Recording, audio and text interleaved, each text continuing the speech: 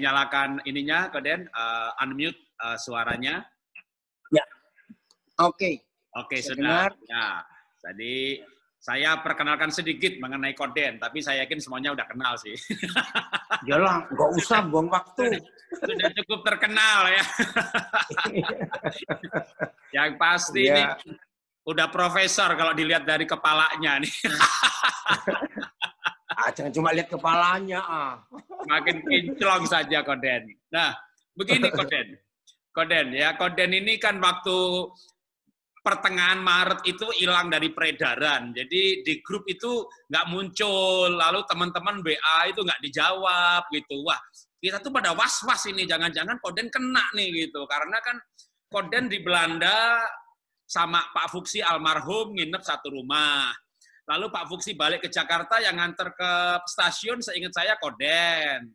Lalu di tempat Koden nginep Pak Bing ya, istri almarhum juga udah dipanggil Tuhan.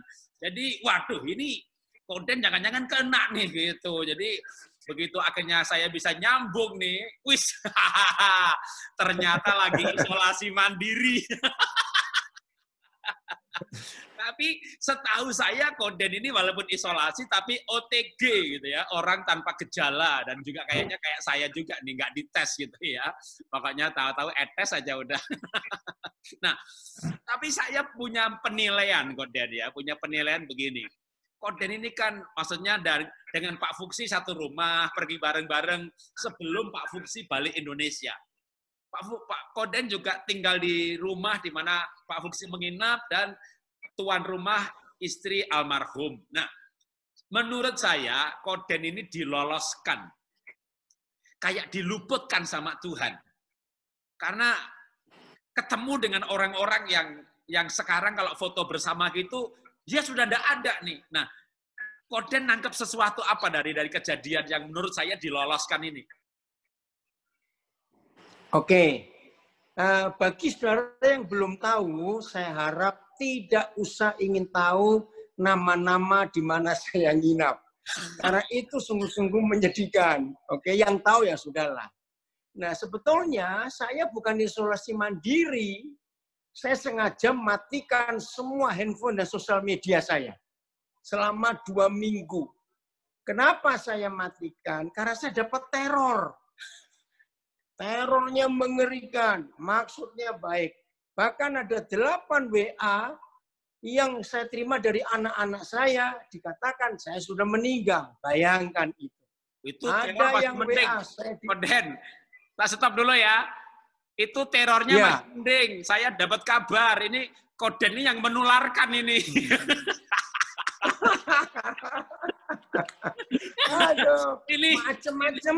Ini carrier yang menularkan ini gitu loh. Wah, itu kan pedes iya. itu. Nah, jadi gini, saya kan tetap melayani gereja-gereja. Itu kan ada di sosial media, di Facebook. Wah, saya dapat teror lagi. Saudara dalam batuan Anda nggak tahu diri. Kenapa? Sudah tahu begini, begitu, tetap khotbah di gereja-gereja itu. Saya ke Lampung, saya ke Surabaya, saya ke Jakarta, saya berkati pernikahan juga bulan Maret itu.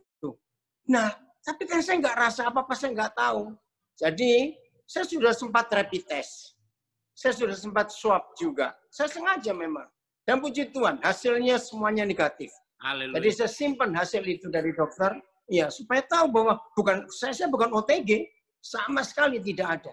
Amin. Nah, saudara, kami satu rumah itu 6 orang hari Minggu itu, ya 6 orang satu rumah, 5 kena semua, 2 meninggal. Wow. Nah, maka itu wajar kalau orang mencurigai. Maka itu tadi saya dengar dari Jarod, wah jangan-jangan Koden itu nulari juga. Macam-macam lah beritanya. Bahkan sampai ada WA, saya balas WA orang itu. Tahu apa yang dia katakan? Oh ini bukan Koden, ini istrinya yang balas ini. Bayangkan sampai kayak begitu. Maka itu daripada, iya loh, daripada saya capek, saya matiin aja sudah. Ngeri sekali terornya. Nah, sampai orang itu maksa, nggak bisa. Nah, waktu seperti katakan tadi oleh Jarod, akhirnya saya harus pulang ke Nabire. Untung saya bisa cepat pulang, karena sejak 25 Maret sampai hari ini, seluruh Papua terkunci. Jadi semua bandara masih tertutup, pelabuhan juga tutup. Jadi nggak ada orang masuk Papua, nggak ada orang bisa keluar Papua sejak 25 Maret itu. Nah, ketika saya tiba di Papua, saya diteror lagi. Cepat adakan tes. Kemudian nggak bisa begitu. Kasihan nanti Ciluis, kasihan nanti anak-anak yang kena itu. Nah, waktu itu di Nabire belum ada peralatan untuk tes. Karena belum dikirim oleh pemerintah. Nah, bersyukur kepada Tuhan sampai hari ini, orang Papua asli dan semua kami yang sudah lama tinggal di Papua, nggak ada satupun yang kena. Jadi yang kena positif itu yang dari luar yang masuk. Itu anugerah Tuhan juga. Nah, jadi sampai hari ini orang Papua aslinya nggak ada yang kena. Juga kami sudah lama. Nah, saudara, begitu kalau Pak Jarod tadi berkata, ada pesan khusus apa? Secara pribadi, pesan khususnya begini. Jangan ada yang sombong bahwa kita ini tak berdaya. Dengan virus yang mata nggak bisa lihat, kita sudah KO. Yang kedua, saudara, ternyata yang namanya manusia, sehebat apa hamba Tuhan itu, kita ini sangat dekat dengan kematian. Maka itu pengalaman Pak Roni tadi, pengalaman Pak Tony Daud, bayangkan siapa kita. Kita ini dekat dengan kematian. Nah, dengan dua hal ini, saya dapat pesan, jangan sombong. Kita tak berdaya. Ada yang sudah berdoa segala macam. Nah, itu Jarod pesannya. Saya kembali ke Jarod lagi. Oke. Ya, kan Koden tetap saya anggap sebagai orang yang diloloskan. Karena beberapa orang yang dijumpai dipanggil Tuhan. Nah, begitu Koden tidak terkena, ya malah tes hasilnya positif. Ini kan diloloskan sama Tuhan. Negatif. Negatif. Hasil negatif kok positif. Negatif. Positif sehat. Ya. Negatif. Ya. Amin. Begitu negatif ini diloloskan Tuhan. Ada pesan misalnya kayak tujuan hidup yang memang sudah dijalani selama ini, tapi kayak lebih ngeh gitu enggak ya?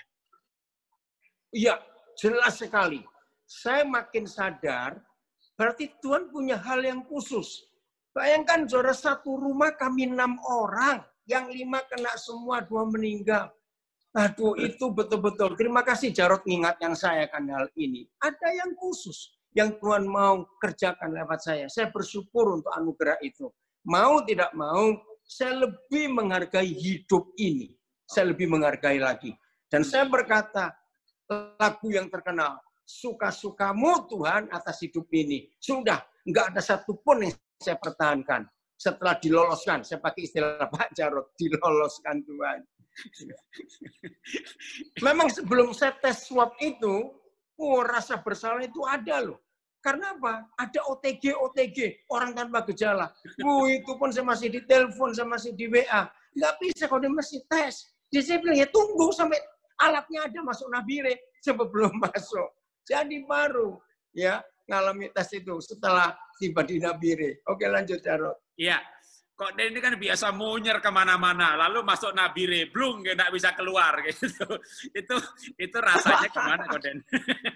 Aduh, iya betul sekali. Saudara, bagi yang belum tahu, saya cuma cerita. Saya ini dalam setahun minimal 200 kali terbang, minimal itu dalam setahun.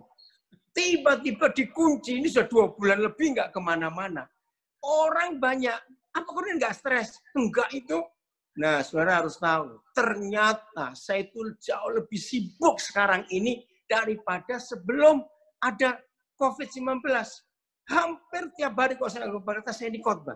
Wah, yang minta khotbah lewat video luar biasa. Nah, saudara, telepon saya. Jarod pasti kaget. Saya itu bayar telepon April, Mei, itu 6.800.000 sekian. Bayangkan itu.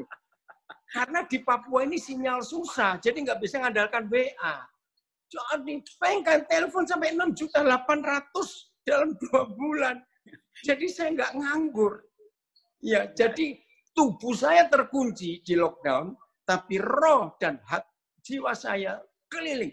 Jadi Amen. Seperti kemarin waktu Pentakosta, saya khotbah di beberapa gereja, saya kirim rekamannya yang minta dari Sydney, dari Philadelphia, dari mana lagi itu, Los Angeles, ya, terus dari beberapa kota minta. Nah, jadi luar biasa Jarod. makin banyak kerjaan yang Tuhan percayakan. Justru waktu lockdown ini. Di penjara. Jadi itu luar biasa.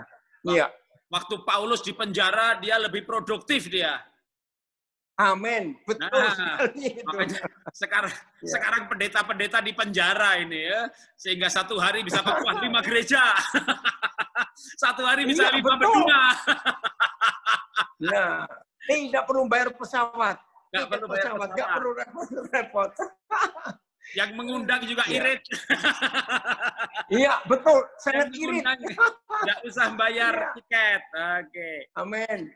Terakhir Koden ya. Iya. Pesan Koden untuk mereka yang sembuh ataupun yang juga diluputkan buat Koden.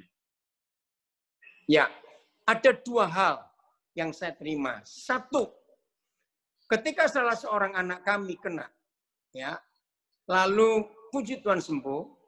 Nah, tanggal 22 April dia dipanggil oleh dokter yang merawat dia di Rumah Sakit Umum daerah Tangerang. Di situ saya baru mengalami kelegaan. Sejak awal Maret, apalagi kasus beberapa teman meninggal, sampai 21 April, saya baru merdeka. Saya baru merasa lega. Kenapa? Ternyata ditemukan plasma darah. Ingat ya, ada dokter di Bandung itu. Nah, apa yang saya temukan dengan sukacita? Ternyata bodohnya iblis. Kenapa iblis bodoh? Mereka beri penyakit, ternyata Papa di surga membalik penyakit itu, justru vaksinnya dari hasil penyakit itu. Plasma darah itu tadi. Nah, seorang anak kami yang di Brisbane, dia perawat, kebetulan perawat di Rumah Sakit Brisbane. Dia ngomong gini, Pak, kalau gitu ayo kita cari sukarelawan. Maksudmu, yang mau dimasukin virus itu, lalu diambil plasma darahnya. Saya bilang, kamu duluan. Saya bilang begitu. Nah, ide bagus. Nah, saudara, di sini kita melihat, betul-betul iblis itu bodoh. Apa yang mereka buat, ternyata Tuhan bisa buat balik untuk menyembuhkan orang. Yang kedua, Pak Jarod dan semua ikut mendengarkan lewat Zoom ini, gunakan waktu hidup ini sebaik-baiknya untuk berbuah. Ya, ayat emas saya dalam hidup adalah Filipi 1, ayat yang ke-22. Kalau aku harus hidup di dunia ini, saudara perhatikan, kalau aku harus hidup di dunia ini. Jadi Paulus itu inginnya pergi bersama Yesus, itu lebih baik. Kalau aku harus hidup di dunia ini. Saya sudah berapa ratus kali khotbah ayat itu. Tetapi setelah saya diloloskan dari virus ini, saya makin sadar. Berarti Tuhan masih mau saya ada di dunia ini. Lalu apa yang kita kerjakan? Yaitu untuk berbuah. Bukan untuk yang lain. Nah, saudara, tidak ada pohon buah yang pernah tahu rasa buahnya sendiri. Renungkan kalimat ini.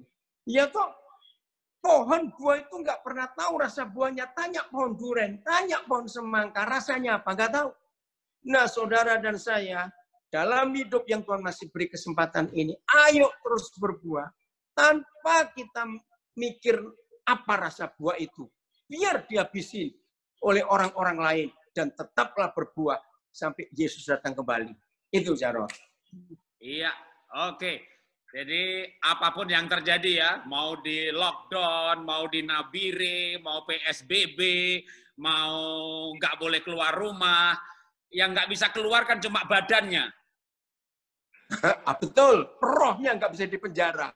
Pengajaran kita bisa keluar, nasihat kita bisa keluar. Amin. Khotbah kita bisa keluar. Jadi sebenarnya yang ditahan ini ya cuma badan kita aja, dan itu sementara demi kesehatan orang lain, demi kesehatan kita.